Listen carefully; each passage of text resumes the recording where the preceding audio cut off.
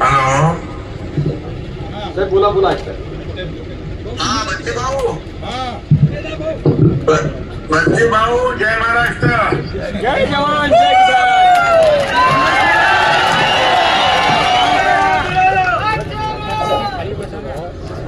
बच्चे भाऊंचा विजय असो।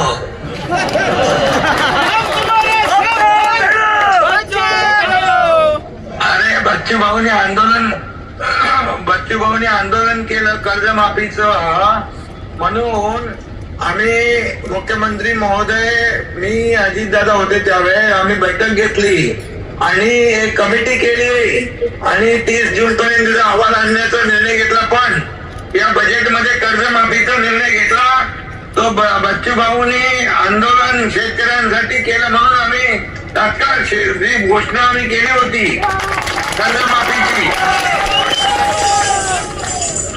कर्जमाफीची घोषणा जी केली होती वचन दिलं होतं निवडणूक पूर्व काळात निवडणुकीच्या वेळेस ते आम्ही पूर्ण केलं याचं श्रेय देखील बच्चू भाऊला जात आहे।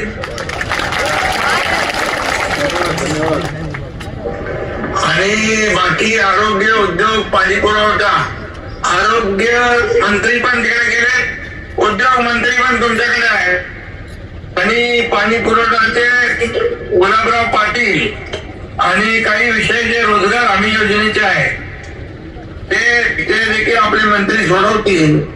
स्कायवॉकचा विषय आहे मेळघाटचा विकास आहे आणि मी स्वतः मुख्यमंत्री महोदयांना देखील या बाबतीमध्ये सांगतो आणि याच्यामध्ये मी स्वतः पाठपुरावा करून मुख्यमंत्री महोदयांकडून आपण जे जे काही विषय आहेत पुढील काही विषय पॉलिसी मॅटर आहे ते आपण सोडवण्यासाठी सगळे प्रयत्न करू। पूर्ण टीम तुमच्या मताशी सहमत आहे।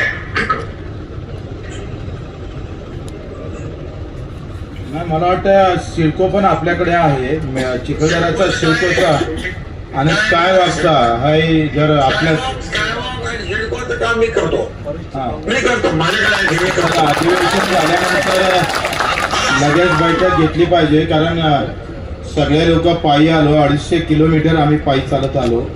आमचा तुमच्यावर विश्वास आहे कर्जमाफीची तुमची भूमिका या शेतकऱ्याच्या डोळ्यातली आसू पुसण्याची होती पण आता मेळघाटचे पण आसू तुम्हाला पुसावं लागेल अशी तुम्ही मराठी सगळ्यांना एकदा हमी दिली तर अधिक त्यांना थोडा बिलकुल बघा सरकार आहे तुमचं सरकार आहे शेतकऱ्याचं आहे सर्वसामान्यांचा आहे त्यामुळे मेळघाटचा विकास मेळघाटला मी आरोग्य मंत्री होतो तेव्हा गेलो होतो आणि मला तिकडची जाणीव आहे त्या भागाचा विकास आपल्याला करण्याची आवश्यकता आहे आणि एक आपण हे अधिवेशन संपलं की मुख्यमंत्र्यांच्या सोबत एक बैठक लावून टाकू आणि बाकी ज्या ज्या मंत्र्यांकडे विषय आहेत त्या मंत्र्यांकडून सोडून घेऊ।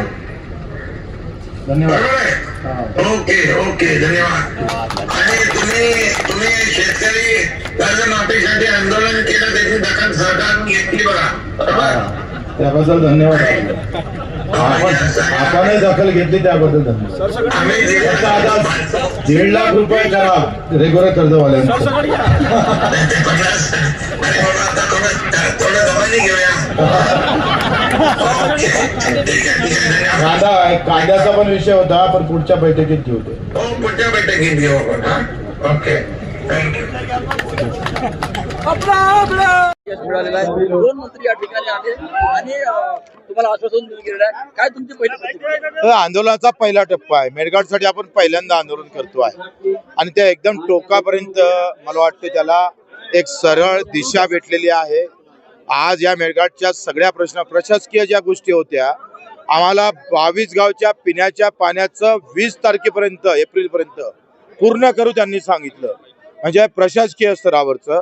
त्याच्यानं मला असं वाटतं का ही सुरुवात आहे थोडं सरकारचं ऐकून घेऊ नाही ऐकलं तर आम्ही जिवंतच आहे ना आंदोलन करायला पैसे थोडे लागतं 250 किलोमीटर चाललं पुन्हा 500 किलोमीटर चालू पण सोडणार नाही। मेळघाटच्या प्रत्येक घरातल्या समस्या तिथल्या प्रत्येक वेदना ह्या पूर्ण केल्याशिवाय बच्चू कडू स्वस्थ बसणार नाही। त्यांच्या आश्वासनावर आम्ही आज आंदोलन जरी सोडत असलो तरी आमच्या डोक्यात असणारी ती वेदना जेथपर्यंत पूर्ण होत नाही तेपर्यंत जाणार नाही. हे बच्चू कडूचं आश्वासन आहे, बच्चू कडूचा हा शब्द आहे आणि मी त्या जवळून पाहिलेला आहे. एका ग्लासच्या पाण्यासाठी जर मरमर करावं लागत असेल तर मा कसम हम भी छत्रपति शिवराय के महाराष्ट्र के हैं, बिरसा मुंडा के देश के हैं, मुझे बाबा साहेब आंबेडकर के विचारधारा से चलने वाले हैं. भाऊ, नागपुरात कर्जमाफीसाठी मोठं आंदोलन झालं, त्यापूर्वी देखील तुम्ही आंदोलन केली होती. आज एकनाथ शिंदेनी फोन करून तुम्हाला म्हटलंय की तुमच्यामुळे आम्ही कर्जमाफी केली. आणि मला असं वाटतं का कदाचित ही जर आंदोलन केली नसतं तर हे तेवढं सत्य पण आहे. आणि एकनाथजी शिंदे साहेबांनी पण खूप याच्यात कष्ट घेतले. मीटिंग लावण्यापासून सगळ्या गोष्टी कशा कशा पद्धतीनं कर्जमाफी होईल त्याबद्दल आतापर्यंत बोललो नाही कर्जमाफी होईपर्यंत. पण त्यांना जे काही कष्ट घेतले किंवा मेहनत घेतली त्यांना आमचा प्रणाम आहे. परंतु त्याच्यामध्ये रेग्युलर कर्जवाल्यांसाठी आता वेगळी तरतूद, वेगळा निधी 50,000 ते चालणार नाही, 1.5 लाख रुपये द्यावं लागेल. आणि हे सगळ्या शेतकऱ्यांचं, माझं श्रेय नाही आहे, हे सगळे राजू शेट्टी असेल, नवलेजी असेल, तुपकरजी असेल, चटपजी असेल, माझा कार्यकर्ता असेल, माझा शेतकरी असेल, मी हे एकटा श्रेय घेत नाही. त्यांनी जरी दिलं असेल पण हे सगळ्यांचं श्रेय आहे. सरकारलाही मी श्रेय देऊ इच्छित आहो. त्यांनी किमान जो शब्द दिला होता तो पाळला.